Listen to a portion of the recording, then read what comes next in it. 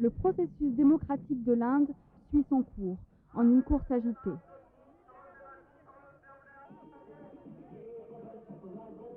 Dans ces scènes mouvementées, près de 600 millions d'Indiens sont courtisés par un échantillon d'idéologie politique.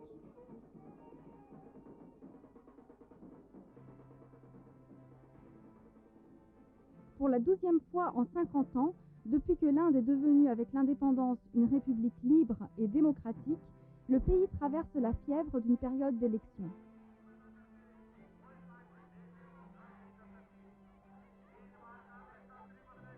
Mais alors même que des millions d'Indiens recommencent le rituel d'élire le gouvernement de leur choix, pour beaucoup, le souci majeur demeure le projet d'avenir qui sera établi pour l'entrée dans le nouveau millénaire. Projet qui articulera la direction future du pays. Il faudra d'un côté préserver la civilisation et la culture du pays, de l'autre assurer les ingrédients matériels pour son développement économique et son bien-être social.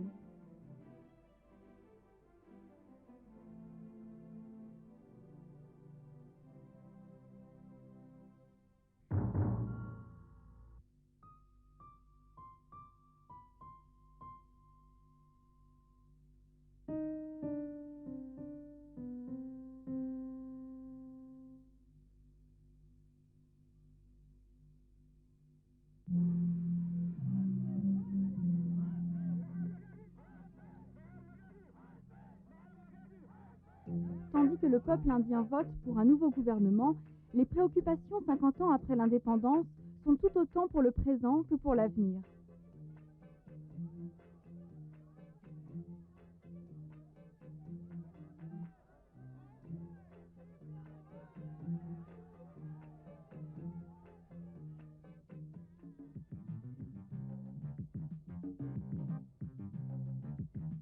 Durant la dernière décennie, la libéralisation économique a provoqué d'importants changements, des changements visibles dans les aspirations économiques et sociales d'une section de la population. Mais l'image dominante de cette nation de 50 ans reste contradictoire.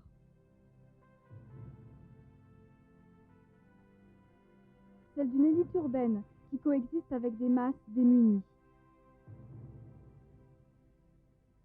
De communautés rurales prospères, où sévit encore parmi certains villageois une pauvreté abjecte. C'est la tentative de résoudre cette contradiction qui constitue le noyau du projet économique de la nation.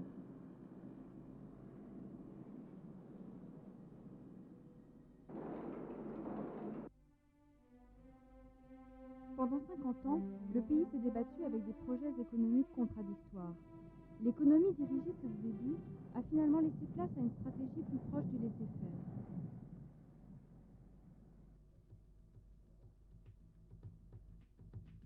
La croissance économique des années 1990 a mis l'Inde sur la voie d'une forte croissance.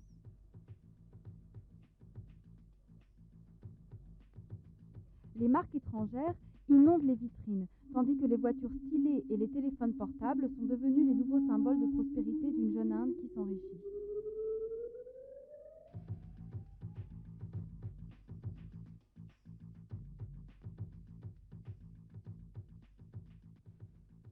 Avec la libéralisation, une nouvelle phase économique a commencé pour le pays. Mais l'abandon des restrictions bridant l'économie ne signifie pas que les problèmes de base auxquels l'Inde est confrontée ont soudain disparu ou qu'on peut les résorber par magie. La seule politique économique qui peut se targuer d'être un succès est une politique qui répartit les bénéfices du progrès économique parmi tous les citoyens. Et pour que cela se réalise, les stratèges se rendent bien compte qu'il faut avant tout privilégier les investissements qui permettent d'améliorer l'infrastructure de base du pays. Nous avons besoin de milliards et de milliards de dollars en investissement dans les ports, les aéroports, le secteur de l'énergie, les transports et les communications. Ce sont les 5 domaines, et si j'ajoute le développement urbain avec la construction de logements, cela fait 6 domaines dont les infrastructures doivent faire l'objet d'investissements massifs. Il y a de grandes opportunités à saisir parce que quoi que vous investissiez, vous rentabiliserez vos investissements. Vous savez qu'il y aura de toute façon un retour sur investissement.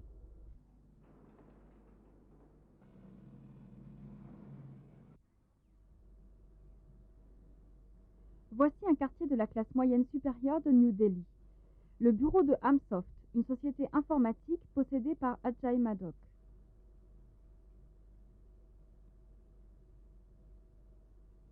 C'est ici que fut développé le logiciel informatique utilisé par les Jeux olympiques de Barcelone au début des années 90. Ironiquement, quand l'Inde s'est propulsée dans la sphère économique mondiale et a adopté le commerce électronique, le pays a tenté de réaliser en 10 ans ce que l'Occident avait mis plusieurs siècles à accomplir.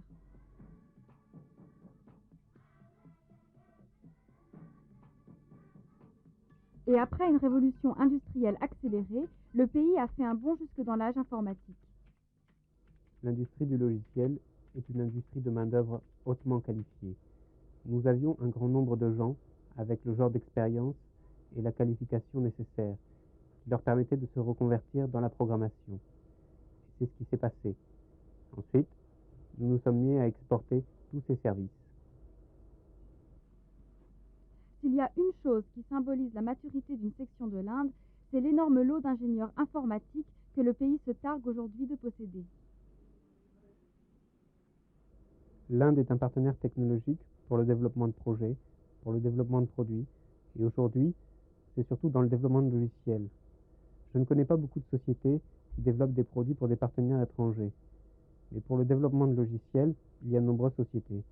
Je dirais qu'il y a une prise de conscience croissante et que les gens se tournent de plus en plus vers l'Inde pour le choix d'un partenaire technologique.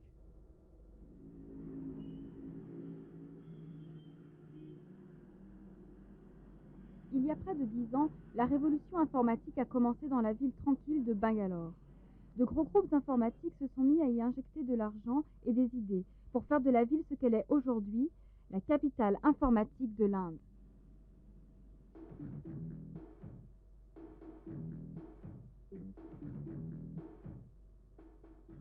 Mais alors même que Bangalore fournissait des solutions informatiques à moindre coût pour l'Europe et les États-Unis, des centres informatiques parallèles ont soudain émergé à travers toute la nation.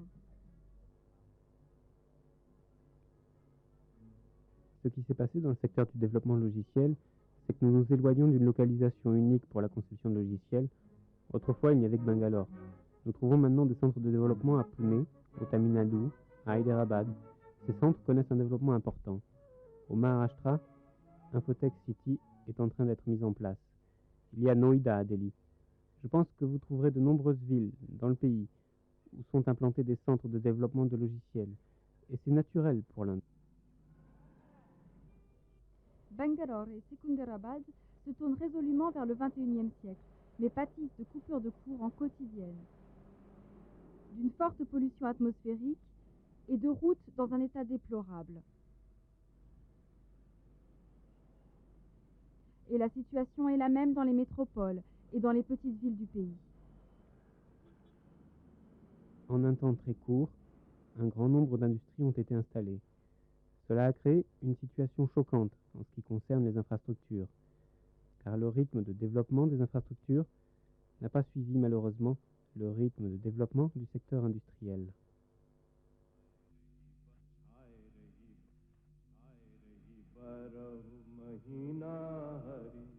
Yadram, 32 ans, exploite cette terre qu'il loue auprès d'un promoteur privé ou Tekedar. Avec sa femme et ses 3 enfants, il a immigré ici d'un petit village de l'est de l'Uttar Pradesh. 9 mois par an, il cultive la terre, et ce, depuis 5 ans.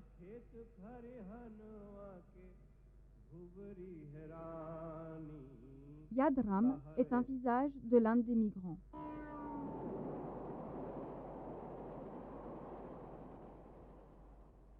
Ces dernières décennies a eu lieu une migration régulière des zones rurales vers les espaces urbains.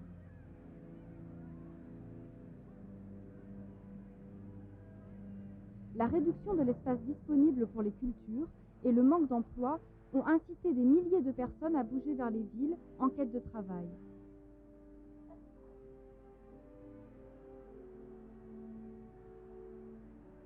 Cette migration a transformé les villes en mégalopoles.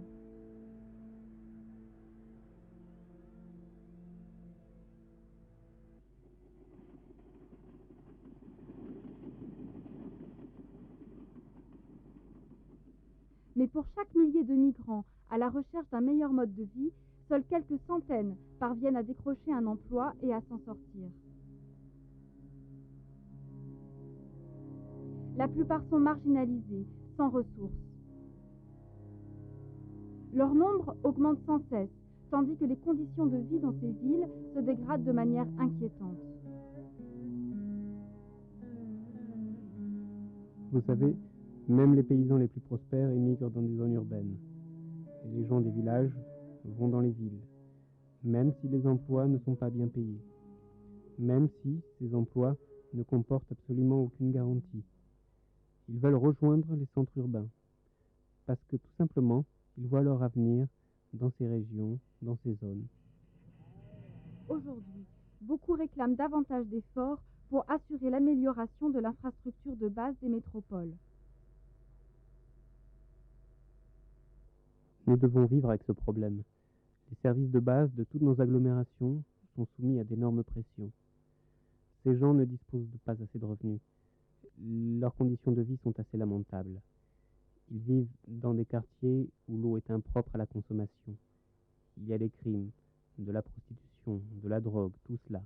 C'est un problème que l'on doit examiner dans un contexte beaucoup plus large.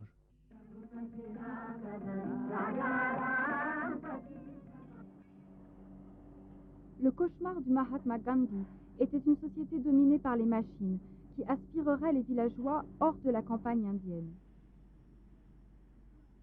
Gandhi prônait l'équilibre entre le progrès et une société de consommation.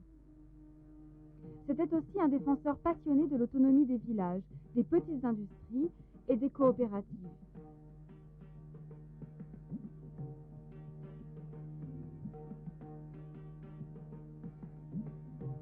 Si l'agriculture continue à être la pierre de touche de l'économie, l'urbanisation des années 80, suivie de la libéralisation des années 90, ont radicalement changé le profil démographique et la nature de l'emploi d'une Inde à nouveau dynamique.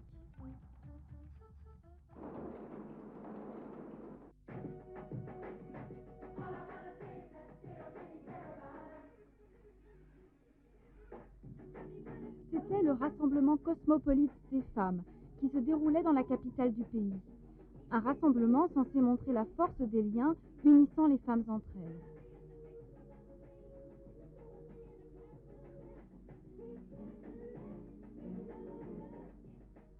Le message était clair. La femme indienne, cosmopolite, est arrivée. Cependant, même après 50 ans d'indépendance, les femmes qui prennent part à ce genre de manifestation ne constituent qu'une section minuscule de la population féminine du pays.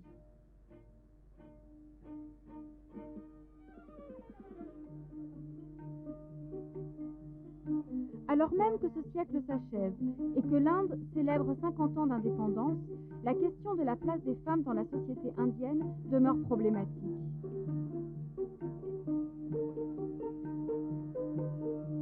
Le processus de libération de la femme reste inachevé pour la vaste majorité des Indiennes.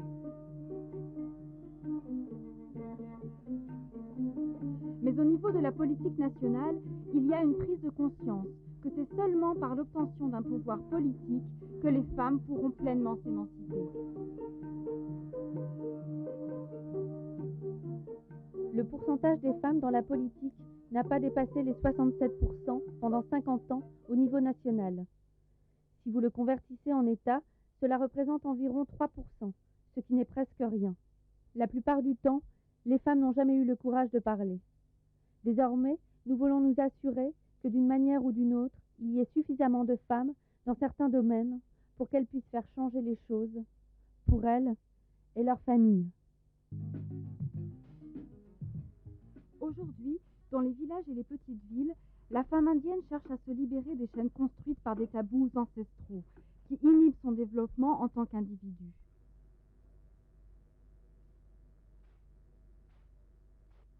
Ces chaînes s'érodent lentement, tandis que de plus en plus de femmes se prennent en main. Que l'éducation dépasse les tabous contraignants. Et que les femmes du monde rural se mettent à participer au processus démocratique. Même si elles sont illettrées, Même si elles ne savent pas lire et écrire, ensemble, elles ont montré qu'elles pouvaient changer les choses. Les femmes ont un fantastique bon sens. Grâce à celui-ci, elles ont essayé de sauver des arbres, elles ont essayé de construire des barrages, elles ont essayé de sauver les femmes de l'emprise de l'alcool, et je les félicite pour tout cela. Je pense que les femmes indiennes sont sur la bonne voie et que ce siècle devrait leur appartenir.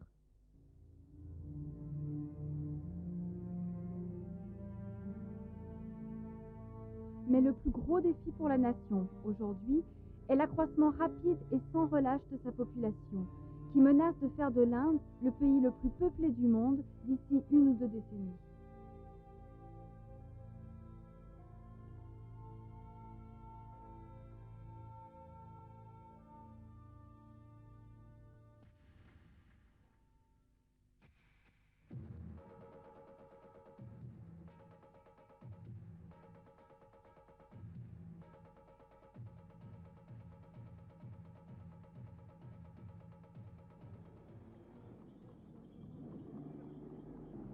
Et alors que le pays entre dans le nouveau millénaire, le but sera de promouvoir une dynamique économique qui puisse supporter le poids de son immense population.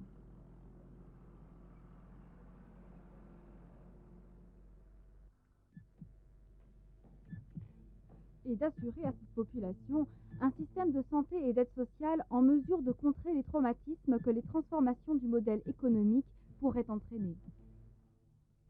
Le développement crée toujours des laissés pour compte, mais plus particulièrement au sein d'une population nombreuse, complexe et multiethnique.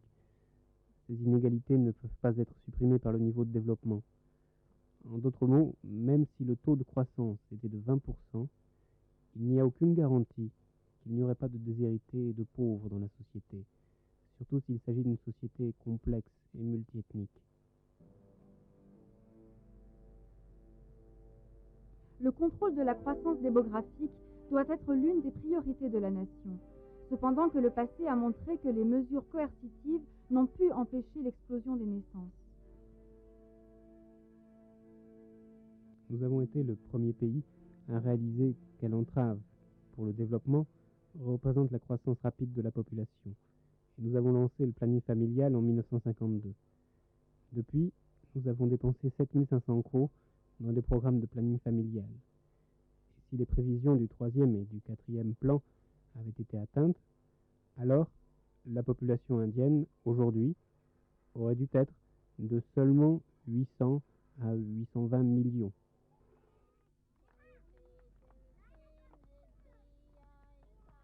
Les pères fondateurs de la nation s'étaient vite aperçus que seule l'éducation pouvait permettre de résoudre le problème. C'est une question que le gouvernement actuel doit affronter avec une vigueur nouvelle.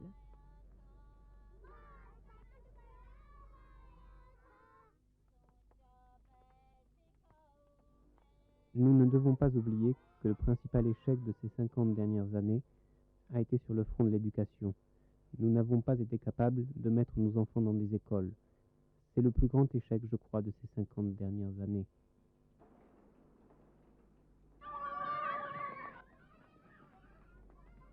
Mais avec les bouleversements sociaux en train de s'opérer dans les campagnes, une classe émerge qui prend conscience de son poids nouveau dans le processus démocratique.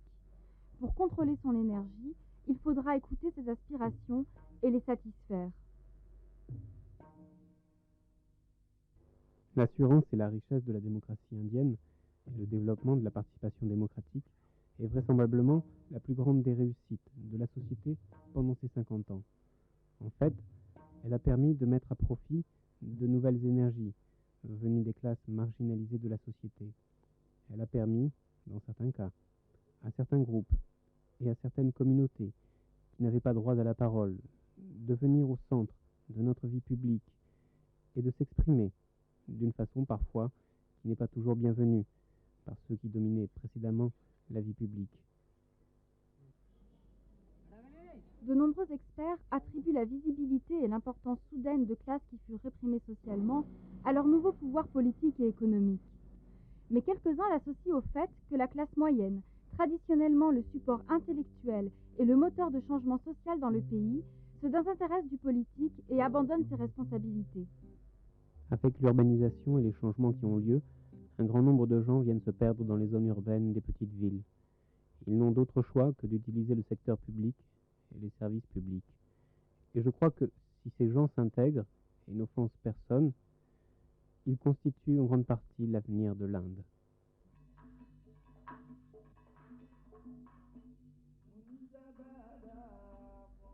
Les sociologues estiment que l'effort de développement social doit s'accomplir sans pour autant diluer la force essentielle de la civilisation indienne.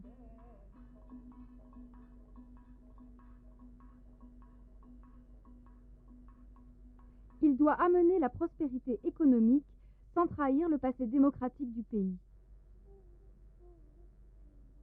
Car c'est l'engagement dans la démocratie qui, ces 50 dernières années, a constitué la facette la plus singulière de l'expérience indienne.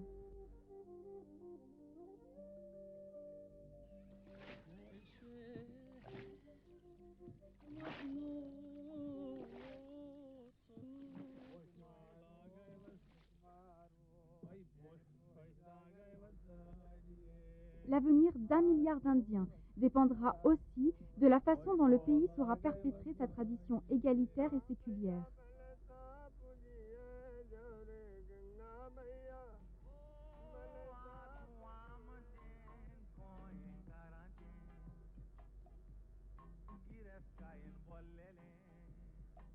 Le pluralisme de l'Inde, son unité dans la diversité, devrait transcender les slogans afin de permettre la coexistence de différents groupes religieux et ethniques.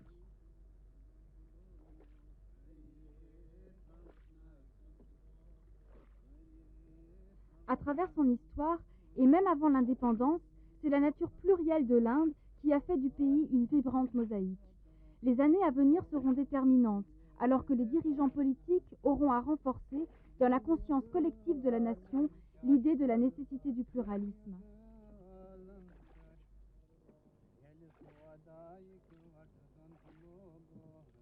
C'est comme si vous regardiez couler le Gange. Il reçoit ses eaux venant de toutes parts. Les autres rivières viennent se jeter dans ses eaux. Elles se mélangent. Et ils deviennent ensuite la Yamuna, le Sangam. Et toutes les choses se mélangent et deviennent une partie du Gange. Le Gange exerce un divin pouvoir sur nos esprits et sur nos cœurs. Il se réfléchit dans notre philosophie, dans notre poésie, dans nos peintures aussi. Cela montre clairement quel est l'esprit de l'Inde, qui est dans le mélange et l'interaction de toutes les religions et de toutes les cultures.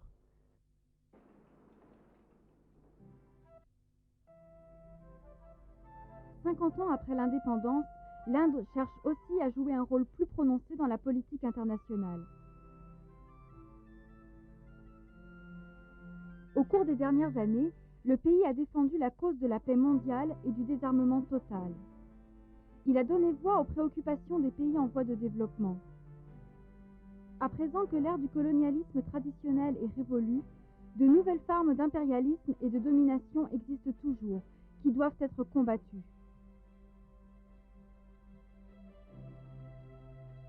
Le pays cherche à rendre plus efficace et plus important le rôle des Nations Unies dans le contexte actuel.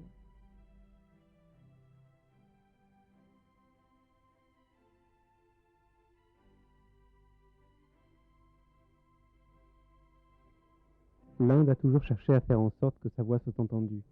Et il est impératif que sa voix soit entendue, que ce soit au mouvement des non-alignés, au sein de l'Assemblée générale des Nations unies, dans toutes les organisations internationales. Elle doit aussi obtenir une place au sein du Conseil de sécurité des Nations unies. Par-dessus tout, l'Inde doit faire en sorte que sa démocratie reste vivante. Car il y a très peu de pays ayant une telle diversité, une telle complexité, qui ont été capables de le faire.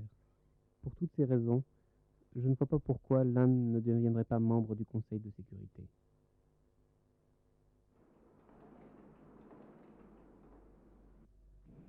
Les projets pour l'avenir auront à préserver l'héritage de la liberté d'expression et de la liberté de la presse.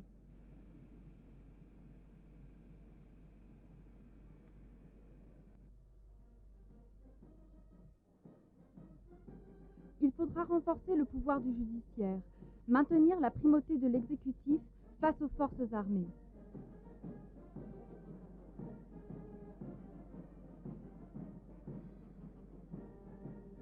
50 ans après son indépendance, le pays s'aperçoit qu'il lui faut revenir aux idéaux qui inspirèrent les pères fondateurs de la nation et découvrir dans leur vision la ligne directrice qui permette de compléter la tâche qu'ils avaient commencée.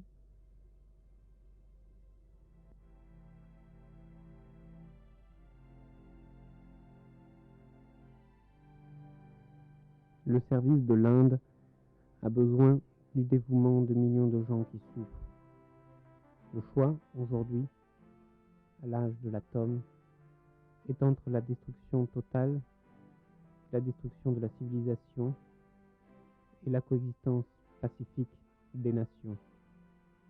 L'ambition du plus grand homme de notre génération a été d'essuyer les larmes de tous les yeux.